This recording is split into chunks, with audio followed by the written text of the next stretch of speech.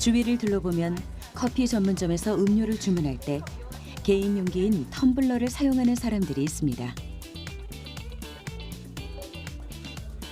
장을 볼 때 비닐봉지 대신 집에서 가져온 장바구니를 꺼내는 이들이 있으며 배달 음식을 주문할 때 일회용 수저나 포크를 사용하는 이들도 있죠.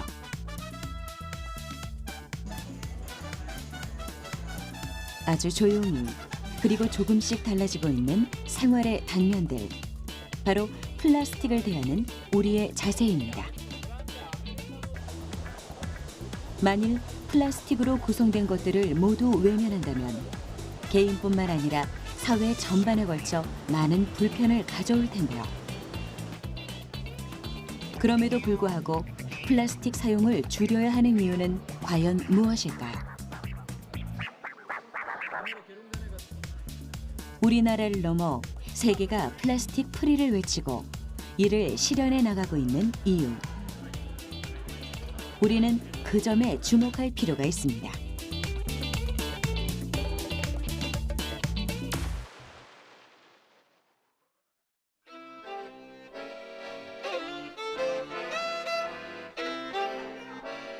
은평구에 위치한 한 카페를 찾았습니다. 은은한 커피향이 배어있는 공간. 음악이 흐르고 사람들의 이야기가 오가는 풍경은 여느 카페와 다름이 없는데요. 자리에 앉아 커피 한 잔을 마실 때보다 음료를 테이크아웃 할 때 이곳의 매력이 드러난다고 합니다.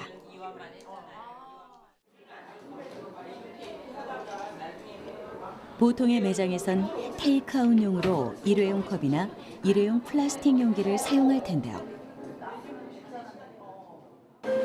아메리카노 한 잔 주세요.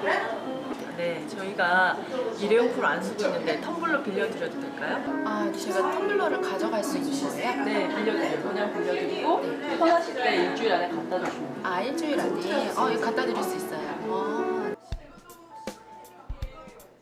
커피 한 잔을 테이크아웃 하는데 텀블러를 대여해 주는 곳. 대여 노트에 연락처와 주소를 적으면 주문한 음료를 텀블러에 담아줍니다. 일회용 플라스틱을 사용하지 않도록 하기 위한 카페의 전략인데요.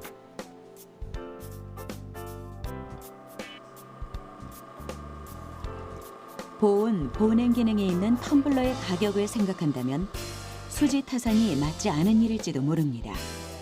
또한 텀블러의 회수율이 100%가 될 거라고 장담할 수도 없을 텐데요. 카페 운영자의 특별한 의지가 느껴지는 텀블러 대여 정책. 언제부터 시작한 걸까요? 2012년에 문을 열었는데요. 그 전에 숲동이 놀이터라고 하는 생태육아 품앗이 공동체 활동을 했었던 엄마들이에요. 환경단체 활동도 열심히 했던 엄마들이라서 저희가 할 수 있는 작은 실천들을 사람들에게 보여주자. 그것이 처음으로 시작한 게 이제 일회용 컵 안 쓰기, 빨대 안 쓰기를 시작하게 되었어요.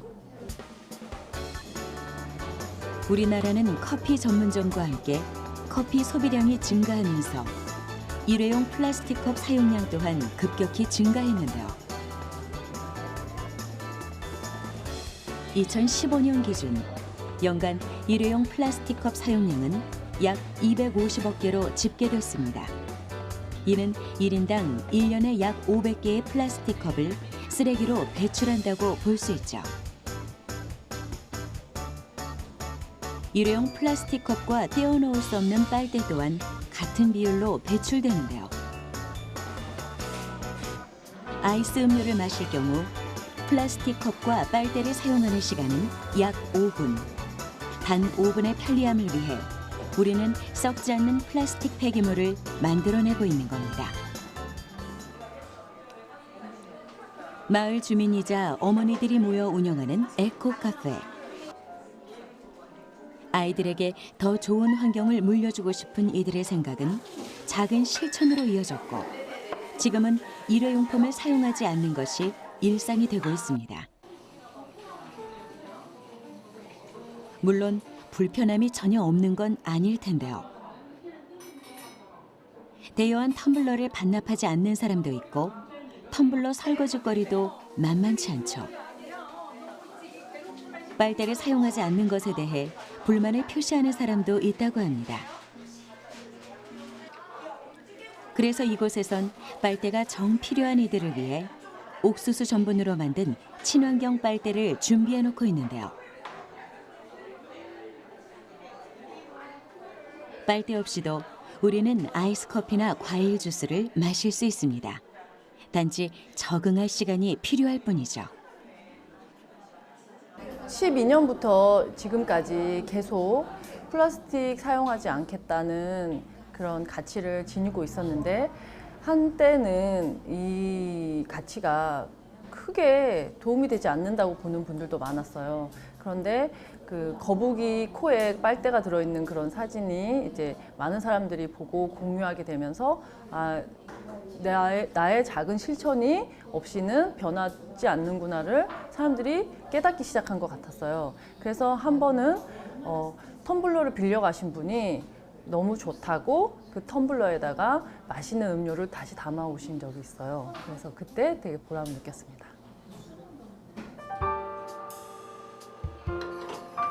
일회용 플라스틱 사용을 줄이고자 노력한 7년의 시간은 이들에게 있어 결코 쉽지 않는 도전이었을 겁니다. 하지만 작은 실천이 하나하나 모인다면 누구에게나 보이는 거대한 물결을 이룰 텐데요. 폐플라스틱 대란을 잠재울 수 있는 해법은 결국 개인의 의지와 실천일지도 모릅니다. 네, 저희는 일단 소극적으로 저희가 할 수 있는 방법을 찾은 거고요. 만약에 이런 활동들이 좀 더 적극적이어진다면 저희가 기후 위기라든지 아니면 더 활동할 수 있는 폭이 커질 계기가 되었으면 좋겠습니다. 150년 전까지 플라스틱은 세상에 존재하지 않았습니다.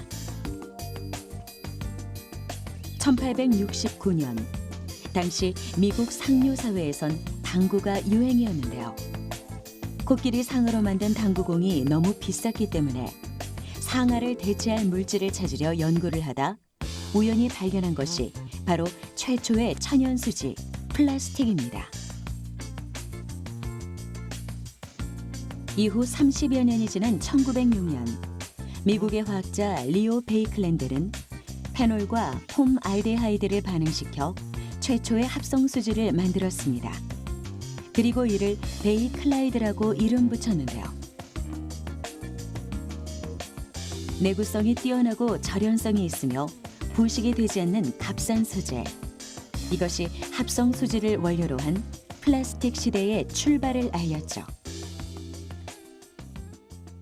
플라스틱이라는 게 이게 정말 너무나 이게 좋은 소재잖아요. 좋은 소재고 또 가공하기 쉽고 또 이게 이게 우리가 취급하기도 쉽고 하다 보니까 철을 대체하는 용도, 하여튼 재료로서는 굉장히 다양하게 이제 개발이 되고 있는데 문제는 이게 굉장히 많이 생산되고 있고 그것들이 지금 현재 우리 환경 내에 너무 많이 사용되고 있다는 거죠. 근데 이것들이 그 종류와 성질에 따라 생활과 산업 전반에 사용되고 있는 플라스틱. 각종 생활용품부터 자동차, 비행기, 우주 발사체까지 플라스틱이 사용되지 않는 분야가 없죠. 플라스틱으로 만들지 못하는 건 없다고 할 정도로 물성이 뛰어난 이 소재는 세계의 발명품으로 칭송받았습니다.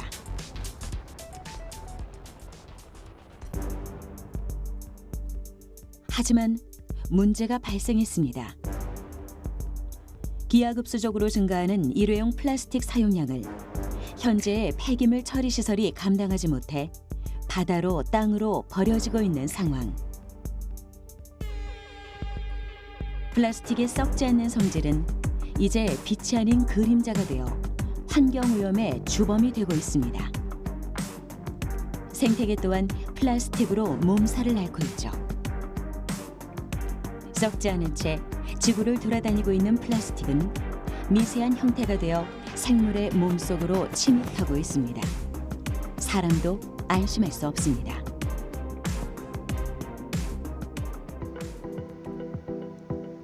(2018년 1월) 세계 폐플라스틱 중 50%를 처리했던 중국이 폐기물 수입 중단을 선언했습니다.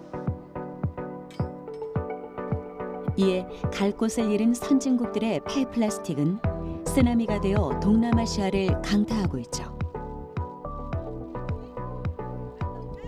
이러한 플라스틱 처리 문제는 어제 오늘의 일이 아닙니다. 플라스틱이 환경에 미치는 영향과 그 심각성이 수면 위로 올라온 지 무려 40여 년이 흘렀습니다.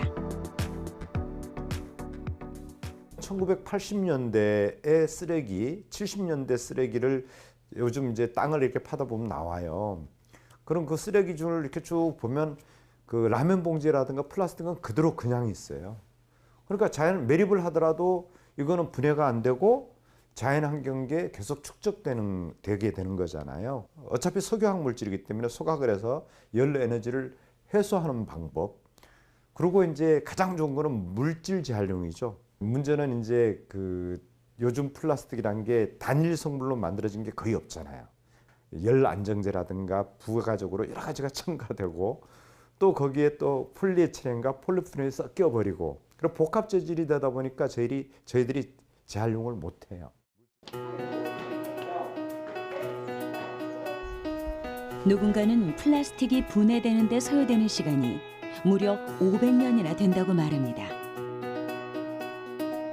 플라스틱이 이 세상에 등장한 지 150년 정도가 지났으니 그 누구도 플라스틱이 자연적으로 분해되는 것을 보지 못한 셈이죠. 이미 플라스틱으로 인한 문제점이 눈덩이처럼 불어난 만큼 지금이라도 강력한 대책이 필요한 때입니다. 세계 각국에선 플라스틱 생산과 사용에 관한 강력한 규제 정책을 준비하고 있는데요.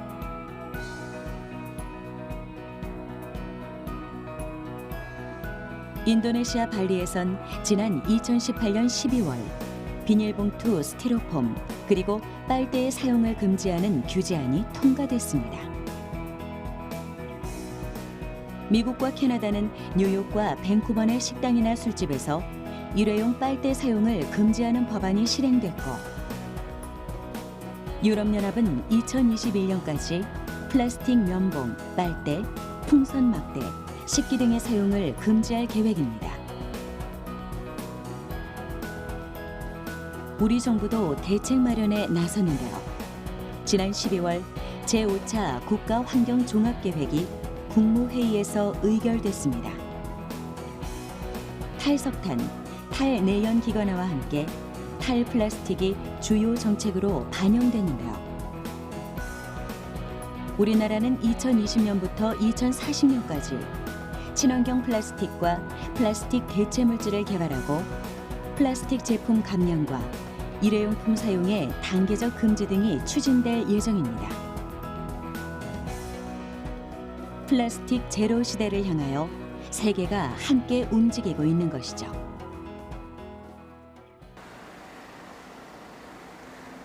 경기도 포천에 위치한 친환경 플라스틱 제조 공장. 이곳은 분해가 되는 플라스틱의 원료와 제품을 생산하고 있습니다. 썩지 않는 일회용 플라스틱의 대체제로 주목받고 있는 분해성 수지. 생분해성 플라스틱이란 무엇이고 또 이러한 제품은 어떻게 만들어지는 걸까요? 일반 비닐 같은 경우는 국내 실정상 이제 매립이나 소각을 하게 되는데요. 그 소각 시에는 뭐 다이옥신이나 뭐 이산화탄소, 카드뮴 등이 검출이 되고 있습니다. 그 부분이 이제 환경 오염에 큰 영향을 미치고 있고요. 현재 같은 경우도 미세먼지 같은 경우도 다 그 원인입니다. 그래서 그 생분해 봉투 같은 경우는 이게 이제 매립 시에는 100% 자연 분해가 되고요. 그리고 소각 시에도 문제점이 없습니다. 다이옥신이 검출이 없고요. 카드뮴이나 납 등도 검출이 없습니다. 그래서 지금 현재 지구의 문제인 그 지구 온난화라든지 그리고 환경 오염을 줄이는 데 있어서 생분해 봉투를 사용하는 것이 정답이라고 생각하고 있습니다. 분해성 플라스틱은 옥수수 등 식물율에 재생 가능한 물질인 바이오매스의 함량에 따라 크게 두 가지로 분류할 수 있는데요. 하나는 바이오매스를 원료로 해 화학, 생물학적 공정을 거쳐 생산하는 바이오매스 플라스틱입니다. 석유 자원에 의지하지 않고 자연에서 원료를 지속적으로 수급해 만들 수 있다는 장점이 있죠. 또 다른 하나는 생분해성 플라스틱인데요. 바이오매스 함량이 50% 이상으로 플라스틱으로서의 기능이나 물성에 관련한 소재를 첨가하지만 일정 조건에서 미생물에 의해 완전 분해되는 플라스틱을 의미합니다.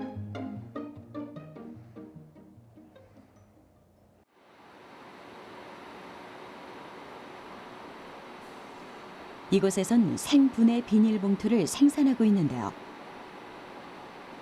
각각의 재료를 일정 비율로 혼합하는 것부터 시작합니다. 세 가지 원료가 준비됐는데요. 대체 플라스틱인 PBAT와 무게물 충진제인 탄산칼슘, 그리고 옥수수 젖산 성분인 PLA입니다. 주 재료인 PBAT는 강도가 약하기 때문에 성형에 알맞은 조건을 갖추기 위해선 보완제가 필요한데요.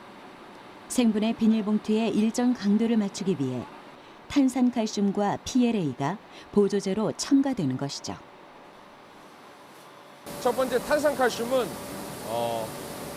무기물 충진제이고, 두 번째 PBAT는 기존의 생분해 원료라고 하면 미세 플라스틱이 남는 성분들이 많았는데, PBAT는 미생물에 의해서 분해가 되기 때문에 미세 플라스틱도 남지 않는 그런 원료입니다. 그리고 세 번째 PLA는 쉽게 말하면 옥수수 젖산인데 100% 인체에 해가 없는 그런 물질이죠. 옥수수에 나온 그런 물질이죠. 원재료들을 혼합한 다음엔 압출과 냉각이 이루어집니다. 생분해성 플라스틱의 소재가 압출기를 지나며 반죽 형태에서 가늘고 길게 뽑혀 나오는데요. 냉각 단계를 거쳐 이렇게 가는 줄의 형태로 만드는 이유는 소재를 잘게 잘라 펠릿으로 만들기 위해서입니다. 이렇게 생산된 생분해성 플라스틱 원료는 제품 성형 단계로 넘어가 우리가 알고 있는 일회용품의 모습으로 탄생하는 것이죠. PLA와 PBAT로 이루어진 원료로는 그 제품을 용도에 맞게 사용할 수는 있으나 그 비닐빛 페트병 그리고 플라스틱 대체품으로는 사용하기가 불가합니다. 그 제품 강도 및 내열성 등이 너무 부족하기 때문인데요.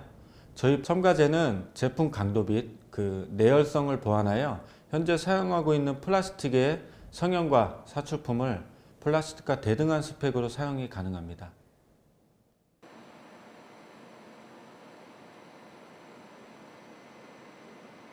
생분해성 플라스틱은 매립 시 자연 분해가 가능하다는 장점이 있지만 제품의 강도와 내열성 부분이 약하다는 단점이 있는데요. 최근엔 첨가제와 원료의 배합 기술이 발전하며 일반 플라스틱 제품과 대등한 강도를 지니고 있습니다. 이곳에서 생산되고 있는 것 또한 바이오매스 50% 함량의 고강도 비닐봉투인데요. 바이오매스 함량을 높이면서 인장력과 강도를 올리는 일이란 말처럼 그리 쉬운 일이 아니라고 합니다.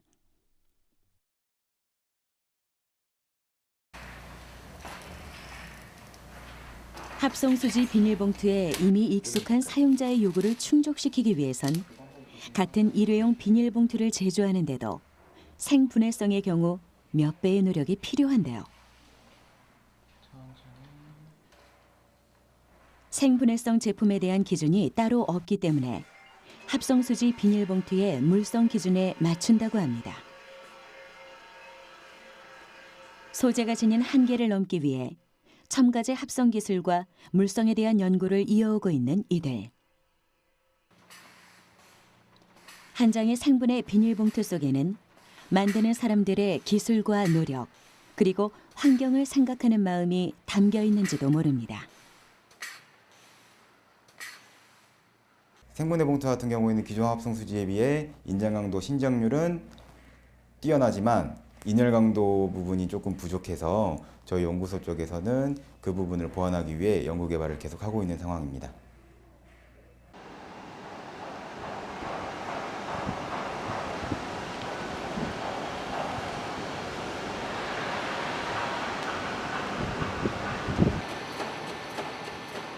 공장 내부를 가로지르는 거대한 생산 설비.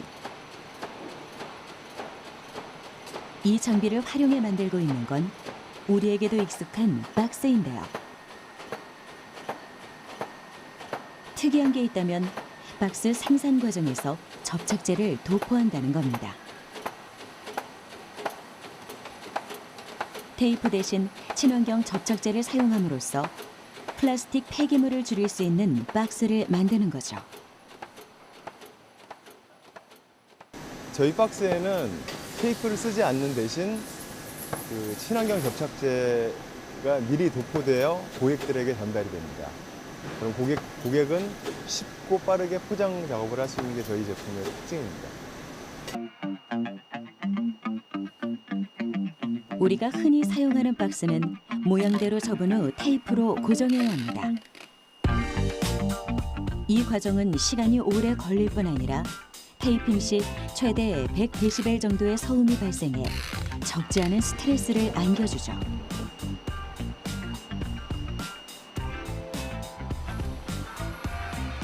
테이프가 필요 없는 친환경 택배 박스는 일반 박스의 단점을 보완해 만들어졌습니다. 박스의 양옆을 눌러 상자의 모양을 만들고 끝을 끼우기만 하면 테이프 없이 박스 포장을 할 수 있죠.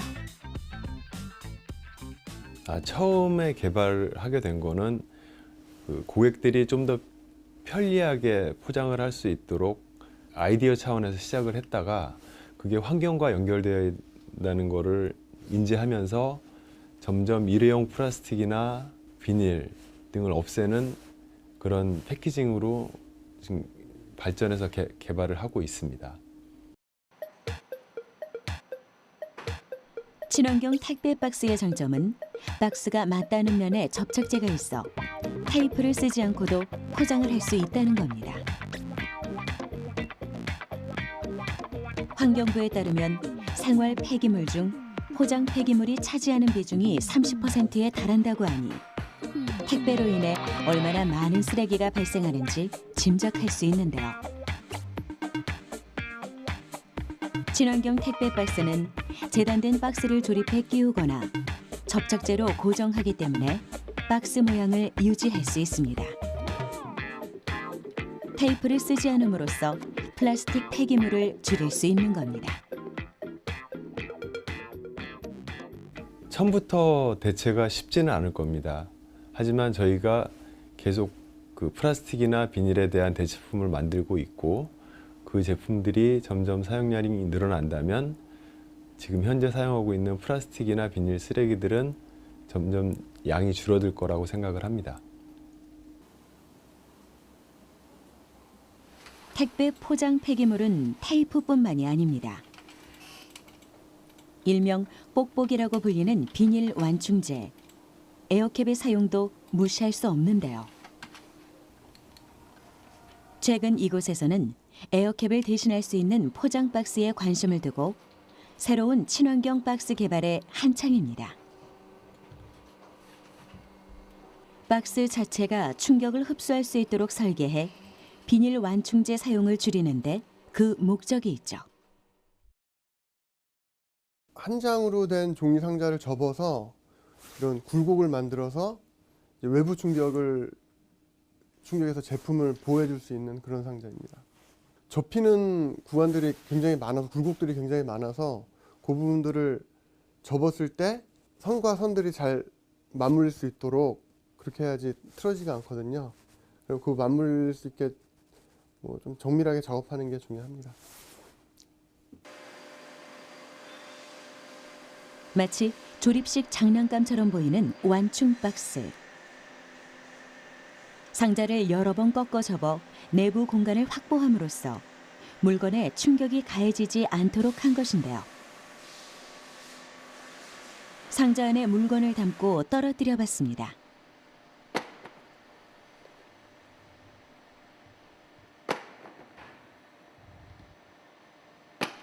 보통 박스 내에 완충제가 없다면 물건이 이리저리 흔들리다 파손되고 마는데요. 완충 박스는 물건이 상자 외벽에 닿지 않도록 설계돼 있어 완충제 없이도 충격에서부터 물건을 보호할 수 있죠. 택배로 움직이는 많은 물건들 중에 완충제, 플라스틱 완충제나 비닐 뽁뽁이가 굉장히 많은 쓰레기량을 배출하는 원인이라는 걸 알게 되면서 완충 박스를 개발하게 되었습니다. 조사에 따르면 2018년 한 해 동안 1인당 택배 이용회 수는 49회로 2000년에 비해 약 20배 증가했다고 합니다.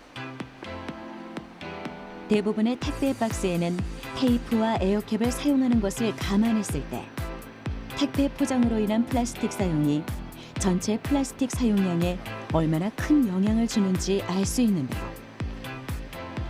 포장에 사용되는 플라스틱을 대체하기 위한 노력이 이어진다면 우리 생활 속에서 발생하는 플라스틱을 더욱더 줄일 수 있지 않을까요?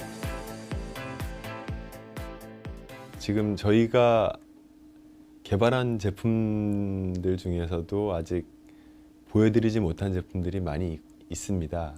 전자제품의 완충제로 쓰이고 있는 스티로폼 완충제를 종이 완충제로 바꿀 수 있는 그런 솔루션을 개발을 하고 있고요. 그동안은 비닐 플라스틱을 대체할 제품들이 없었지만 앞으로는 비닐 플라스틱을 없앨 수 있는 제품들을 저희가 더 많이 개발할 생각입니다.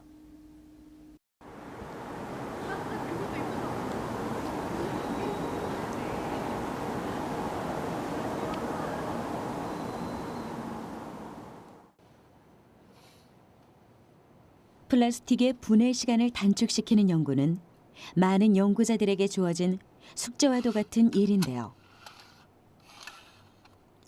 최근 한국생명공학연구원의 연구진은 조그만 꿀벌 해충을 통해 플라스틱 분해의 실마리를 찾았습니다. 항생제 내성 연구를 위해 사용하던 애벌레가 플라스틱 용기를 먹는 것을 보고 플라스틱 분해에 대한 아이디어를 얻은 것이죠. 저희가 최근에 연구한 주제는 꿀벌 부채 명나방이라는 벌레가 플라스틱을 분해할 수 있다는 연구 결과를 발표하였습니다. 꿀벌 부채 명나방 같은 경우에 37도씨에서 잘 자라기 때문에 체온과 비슷한 병원균을 테스트하기 위한 실험 재료로 많이 사용하는데 저희가 꿀벌 부채 명나방을 받아서 비닐봉지 안에 이제 넣어가지고 많이 실험을 준비하기 위해서 이제 놓아두는데 그때 이제 많은 꿀벌 부채 명나방이 탈출을 하고 비닐을 이제 갉아먹고 나오는 걸 관찰했습니다. 그래서 비닐을 먹고 소화할 수 있다는 것을 저희가 알고 관련된 연구를 하였습니다. 꿀벌 부채명 나방은 실험동물 모델로 주목받고 있는 곤충입니다. 성충이 되면 꿀벌의 벌통에 침입해 알을 낳고 알에서 부화한 애벌레는 벌집을 먹으며 기생을 살아가는데요. 여기에 플라스틱 분해의 비밀이 숨어 있습니다.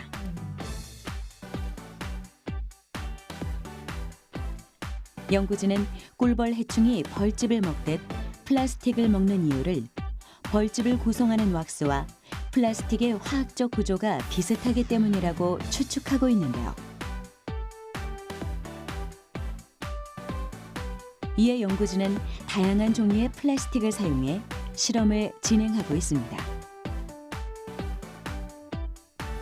꿀벌 해충이 플라스틱을 먹고 이를 배출하면 생분해가 가능한 플라스틱으로 성질이 바뀌는데 어떻게 그 성질이 바뀌게 되는 건지 연구하는 거죠. 얘들이 원래 먹는 게 벌집을 먹어요. 그 벌집은 그 그 왁스라고 하는 성분인데 왁스의 성분은 저희가 플라스틱이라고 하는 성분하고 구조적으로 유사한 구조를 가지고 있거든요. 그래서 얘네가 왁스를 먹으니까 이 플라스틱도 갉아먹고 탈출을 하는구나 라고 생각을 하게 돼서 보통 얇은 플라스틱 그리고 잘 휘어지는 부드러운 플라스틱이나 비닐 그리고 폴리스티렌이라고 하는 유사한 구조의 스티로폼도 가능할까 해서 이렇게 줘봤더니 다 먹더라고요. 그래서 아주 딱딱한 플라스틱을 제외하고는 거의 갉아먹는 것 같습니다. 사실 꿀벌 해충이 플라스틱을 분해한다는 것은 예전부터 알려져 있던 사실인데요. 장내 미생물이 플라스틱을 분해하는 것으로 여겨졌죠. 하지만 연구진은 꿀벌 해충이 장내 미생물 없이도 플라스틱을 분해한다는 것을 확인한 후 해충의 장내 효소에 주목하기 시작했습니다. 실험을 위해 플라스틱을 먹은 꿀벌 해충의 장을 추출하고 성분 분석을 준비하는 연구원.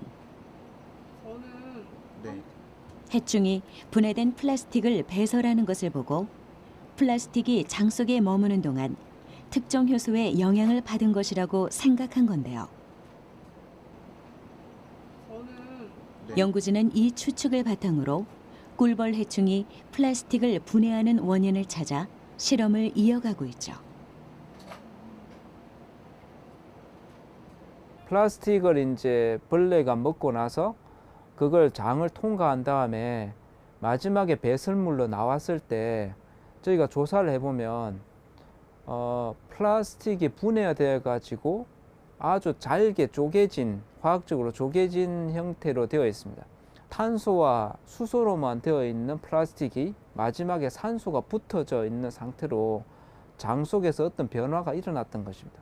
그러면 산소를 붙여줄 수 있는 효소가 작용했다는 말이 되는데 사실은 효소는 플라스틱을 접근도 못하는 상태가 됩니다. 그러면 물리적으로 어떤 변화가 동반되어야만 이 현상이 일어날 수 있습니다. 근데 저희가 조사를 해본 결과 꿀벌 부채 명나방의 장 속의 pH가 플라스틱을 먹자마자 5분 내에 한 10 이상으로 급격하게 올라가는 것을 저희가 관찰했습니다. 저희 생각하기로는 아마 pH 10 이상의 조건에서 수소와 탄소의 그 구조 자체가 조금 느슨해진 틈을 타가지고 효소가 산소를 붙여주지 않을까라고 생각을 하고 있습니다.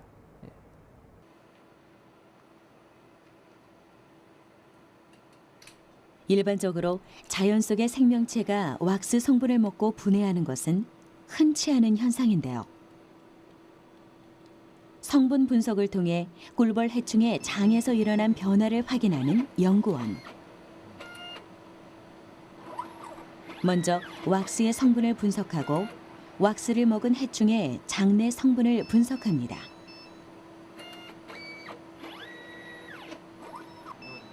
원래의 왁스 성분과 장 속의 왁스 성분이 어떻게 달라졌는지 확인하고 왁스 분해 기전을 찾으려는 것인데요. 그 결과는 그래프로 확인할 수 있습니다. 그 위쪽을 보시면은 왁스의 그 그래프들이 나와 있고 밑에가 장의 그래프인데 여기 이쪽을 보시면 알 수 있겠다시피 여기는 이제 아무것도 안 나오는데 먹인 장에서는 새로운 물질을 저희가 찾아냈습니다. 이거는 이제 왁스가 그 왁스의 구조 중에 일부분이어가지고 이제 장에서 그 왁스가 잘라져서 이런 물질이 나왔다라고 저희는 이제 확인을 할 수 있었어요. 장 속에서 새로운 물질이 발견됐다는 것은 효소 작용에 의해 긴 탄소 사슬로 이루어진 왁스가 잘게 분해됐다는 것을 의미하는데요. 연구진은 이러한 결과를 바탕으로 꿀벌 해충의 정확한 플라스틱 분해 기전을 규명할 방안을 찾아가고 있죠.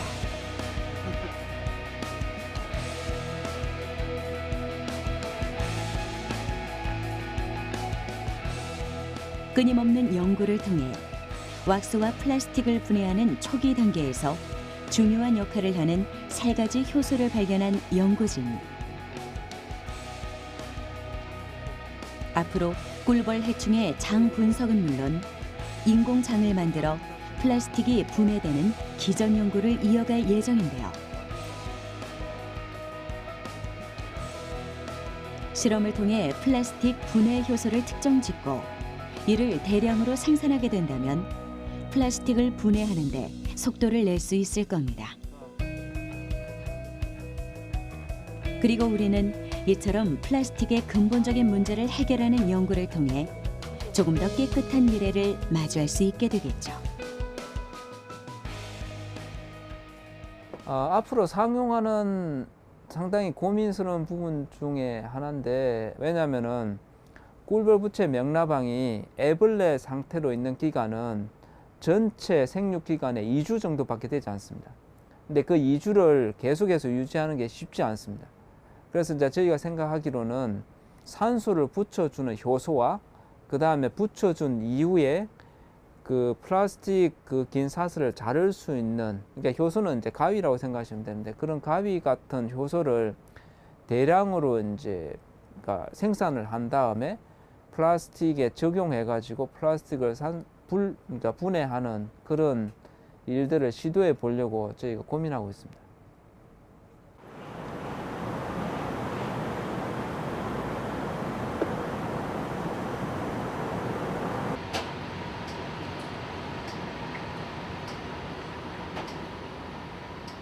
한국과학기술원을 찾았습니다.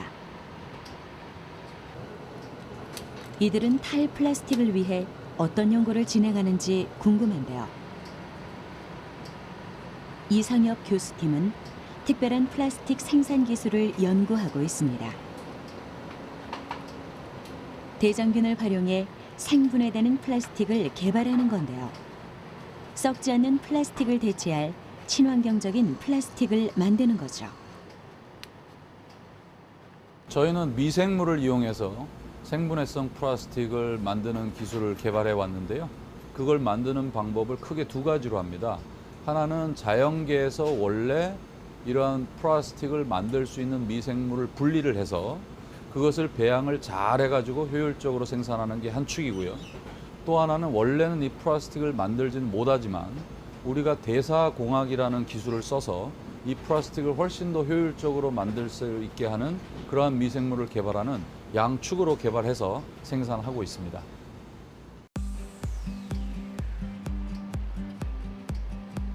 대장균은 사람과 동물의 대장에 서식하는 세균입니다. 분변에 의해 오염된 환경에서 쉽게 발견되기 때문에 오염 지표로 사용되고 있는데요.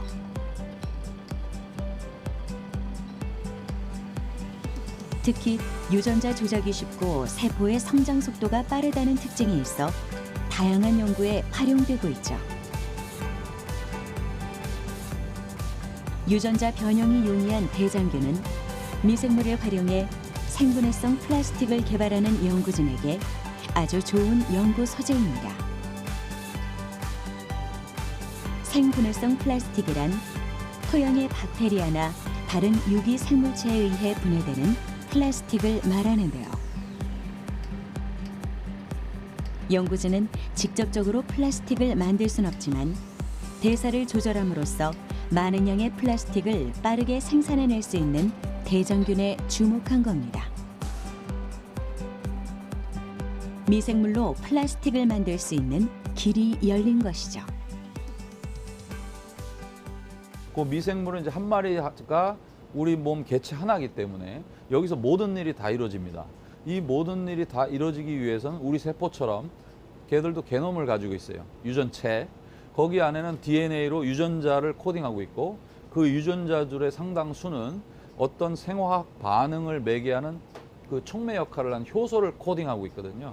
근데 그 효소의 발현량을 우리가 조절을 하고 없는 효소, 즉 반응이 없는 거는 외부에서 가져다가 넣어주고 또 우리가 원하지 않는 걸 만들면은 그거는 게놈에서 지워가지고 빼주고 이런 것들을 모두 다 최적화를 하는 그런 일련의 작업을 우리가 디자인한다 그러고요. 그걸 실제 실험으로 구현을 해가지고 우리가 원하는 미생물을 만들어내는 거죠. 대장균을 활용해 플라스틱을 만드는 과정은 이렇습니다. 먼저 플라스틱을 생산하는 능력이 없는 대장균에 플라스틱을 생산할 수 있는 미생물의 유전자를 주입합니다. 핵심은 대장균의 대사 흐름을 플라스틱을 만드는 데 쓸 수 있도록 조종하는 건데요. 그 후 대장균에 미생물 유전자가 잘 들어갔는지 UV를 쬐 확인하는 과정을 거칩니다.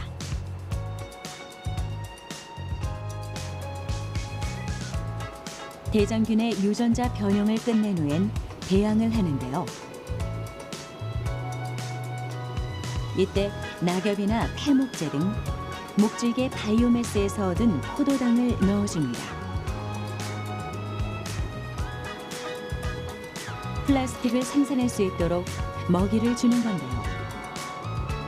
포도당을 먹고 한계치까지 자란 대장균은 포도당 일부를 플라스틱 형태로 저장하게 됩니다. 포도당 같은 경우에는 쉽게 말해서 대장균이 먹는 밥이라고 생각해주면 되고요. 그리고 특히 우리가 포도당을 많이 넣어주는 이유는 대장균이 이제 탄소로 이루어진 포도당을 많이 먹게 되면 이제 포도당이 충분하다고 생각이 되면 이제 그 충분한 포도당을 일부를 이제 플라스틱 형태로 저장하게 됩니다. 따라서 우리가 포도당을 계속 넣어줌으로써 대장균이 배불러지고 배불러지면 이것을 저장하기 위해서 플라스틱으로 생산하게 되는 것입니다. 석유가 아닌 미생물을 활용해 만든 플라스틱.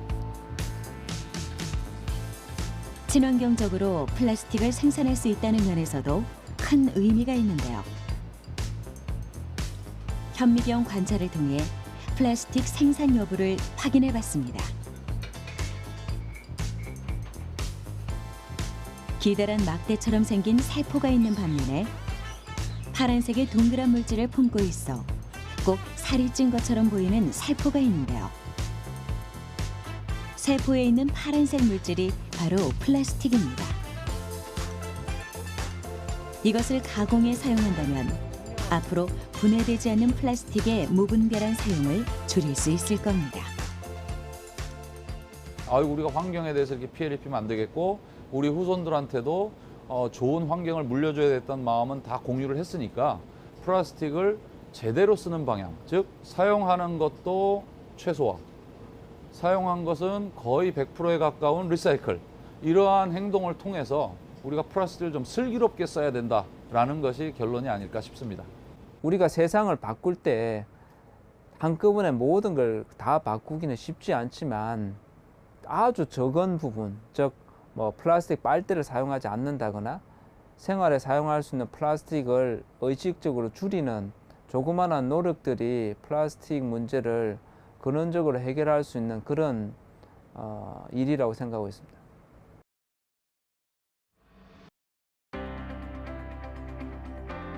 그때는 플라스틱을 가리켜 20세기 최고의 발명품이라고 말했습니다. 지금은 환경을 오염시키고 생태계와 인류 생존을 위협하는 물질이 되었죠. 이를 통해 플라스틱은 시대에 따라 사람에게 어떤 형태로든 영향을 주고 있다는 걸 알 수 있는데요. 분명한 건 그 영향력이 선한 방향으로 흘러갈 수 있도록 우리 모두의 노력이 필요하다는 겁니다.